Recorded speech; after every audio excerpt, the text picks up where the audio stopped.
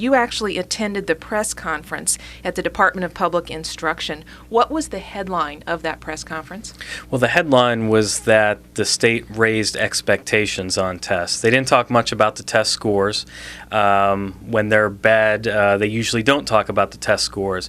But they talked about the fact that there were higher standards set for these reading tests than there had been previously. And that was the big emphasis. While most states are actually cutting their standards, North Carolina is raising theirs. And that was the message that was being communicated. Unfortunately, it was the message that the media took away from the press conference. Well, I have to say, higher expectations sounds good to me. I would assume that you would agree with that. Absolutely. But underlying the higher expectation story was something else, and that was the actual scores. What happened?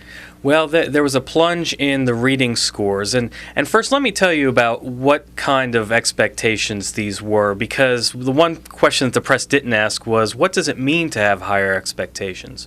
On a previous edition of the test, you could get around 50% of the questions right and be called proficient on that test. So you could miss half of them? Yes. And be proficient? That's exactly right. On the new standards, you could miss a third of the questions, around 35%, and be considered proficient. So that's the kind of new standards we're talking about here. We're not talking about harder questions. We're not talking about anything that happened to the test.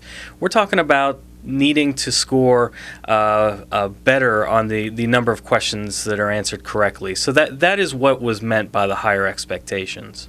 So now that those expectations are in place, that had quite an effect on the actual scores. That's right, and that indicated really how many students were right on the brink. I mean, how many students are now proficient as compared to last year. There was a 30% drop in reading